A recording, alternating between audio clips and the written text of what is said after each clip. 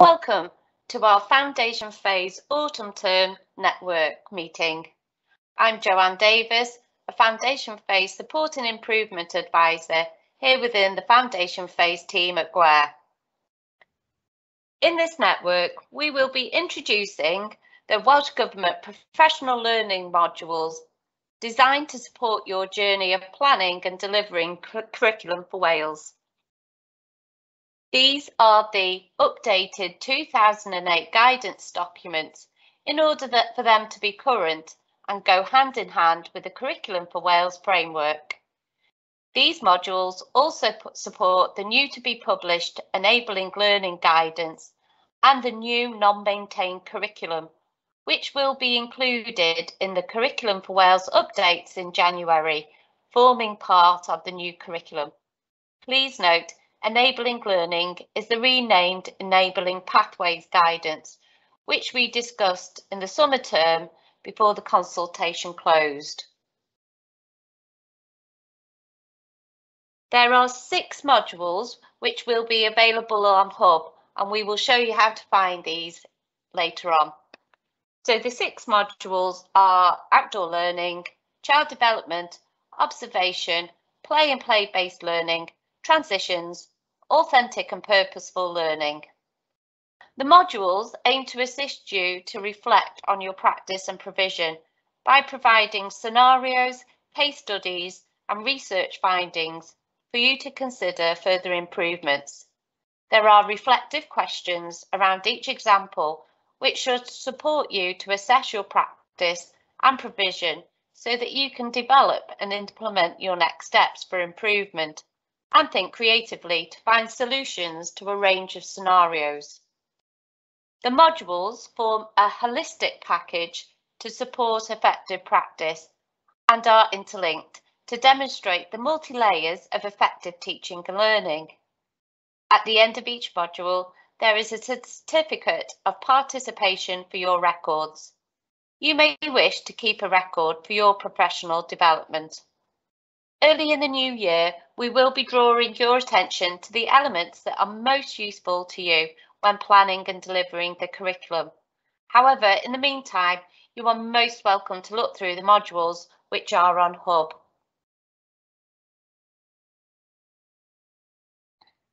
So looking at each module now in a little bit more detail. Firstly, we have Outdoor Learning. This module helps you to understand the role of the outdoors within the Curriculum for Wales, the quality of outdoor provision, how to use practical information to support outdoor learning, how to take next steps to improve practice and provision, and finally, the availability of further training and support. The next module is Child Development. This helps you to understand the holistic development needs of all children, the interrelatedness of child development areas, the role of the enabling adults, experiences and environments, and how child development sits within the Curriculum for Wales. The next module is Transitions. This module aims to support your understanding of transition by reflecting on what transitions are, how transitions may affect children's personal, social and emotional well-being, effective planning for the many transitions children encounter, effective practice case studies, and your current practice and how it might be improved to allow for more successful transitions for parents and the carers. Next, we have Observations. This module aims to reflect on why getting to know each child is important, how to make effective use of observation and assessment, and how to refine observation and assessment practices. Then there's Play and Play-based Learning. This module recognises the importance of play, the importance of playful learning, the continuum from play to playful learning, how to have effective environments and experiences, and the role of practitioner within play and playful learning, and steps to improve practice and provision. Then we have authentic and purposeful learning.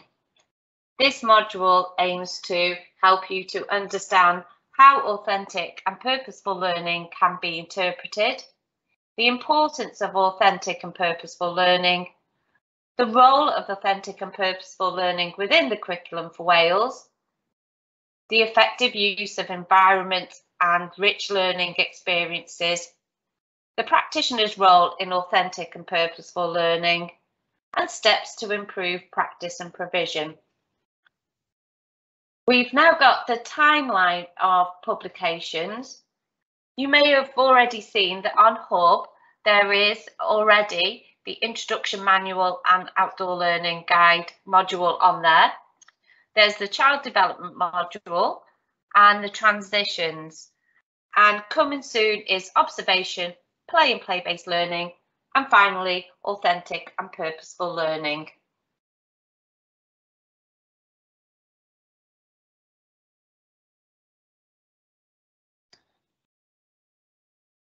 So we'd like to show you where to find the modules that are available on Hub. And first we'll just show you where the outdoor learning module is. So if you click onto Hub and go into the resource section, resources there, and then into foundation phase,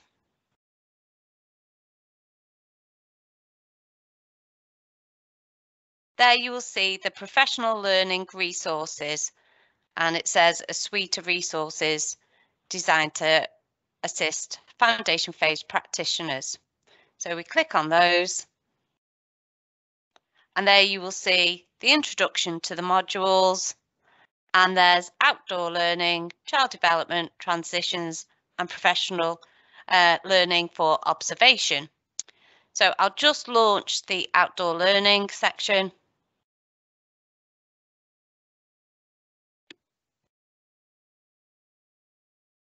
And here you will see that there are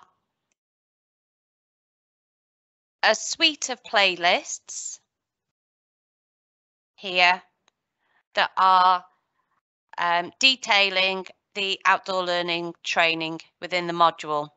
And there's a selection of videos, playlists, case studies, etc. within each of these sessions. So moving back then, and we'd like to show you to support outdoor learning as well on our GWARE Support Centre. If you click on that link and go to GWARE Resources, and the foundation phase module there section, we have got the outdoor learning resources and documents. So we've put together useful websites, useful books, suggested resources for outdoors, the outdoor learning handbook, some resources from Natural Resources Wales, information on the Loose Parts Toolkit, and Further Steps Outdoors and First Steps Outdoors, which were the 2008 original documents. So going back, we have also got on this tab here, embedding the 12 pedagogical principles into everyday practice. This was training that we provided in the lockdown of spring 2021. There's an introductory video which is worthwhile watching to gain further information on how to develop those pedagogical principles into your everyday practice. And then we've got numerous examples, all based around water, and there's videos and information on each one. I'll just open rivers and flooding there, and there's information on how that develops the pedagogical principles, and a video of the learning experience. So those are all based outdoors, all based on water. And then finally, if I can show you on the next page of the foundation phase section, we have got our training which we provided last autumn, in autumn 2020, developing maths and numeracy skills outdoors. So obviously they're all outdoor examples based on autumn and the topic of Christmas, but these can easily be adapted to any topics, and they might spark some creative thinking on planning for the spring term as well. There's an introductory video there on how to develop maths and numeracy outdoors, and also several examples again including videos of how that experience develops maths and numeracy, and a PDF document to go with it.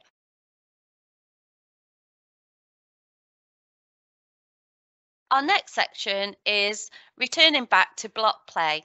If you remember, before the first lockdown, we were delivering training on block and construction and how this develops creative and critical thinking skills. Unfortunately, we didn't get to return for the second session, and Uskal Havod were going to present within that second session. And as you can see, we provided the link to their presentation, which is below in this page. Just a couple of quotes. How unit blocks or block play can touch every area of the curriculum and every area of child development. And the experiences children have with blocks is largely determined by the space, the time, and the number of variety of blocks that we offer, and also additional resources that we add to our block and construction areas. And if any of you are developing block with older children or are looking for more challenge within your block and construction area, we would recommend the Kapla resource. As you can see, lots of extended learning and higher order skills being developed in that block area. And like I said, there is the link to Uskal Havod's presentation, which is below.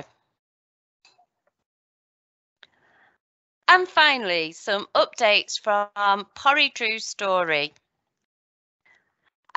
Coming up, there is the big Welsh Rhyme Time campaign for next February, and it's for practitioners working with children aged 1 to 6. And you can find out more and register on the link, which is available below. And you also get campaign stickers and certificates that run alongside the big Welsh Rhyme Time. There are short training sessions available for Porry Drew Story.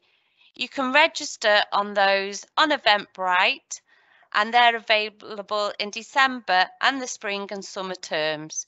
So have a look on their Eventbrite and you can follow the link below. And finally, in their January newsletter, there is an exciting invitation for reception classes to register and take part in a live virtual author event. The author is unknown, so we wait and see who it will be. You need to sign up to receive the newsletter to register for this live author event. So I've just put the page there, and you can see on the Porry website, that is where you can sign up for the newsletter. And that's the end of our autumn term network. And finally, I would like to wish you all Nadolig Llawen. Have a lovely, relaxing Christmas break. Hwyl fawr.